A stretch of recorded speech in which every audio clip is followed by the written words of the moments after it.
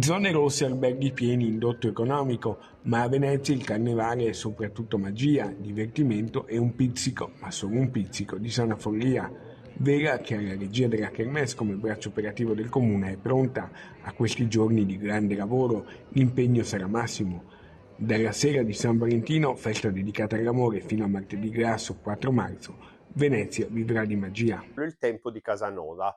Questo è il tema scelto dal direttore artistico Massimo Checchetto, un tema che celebra non solo la figura ma tutto il periodo storico della città di Venezia. Il direttore operativo di Vera Fabrizio Doria presenta tutti i principali appuntamenti dei prossimi giorni. Domenica l'attesissimo corteo acqueo delle Remiere di Venezia in costume di carnevale.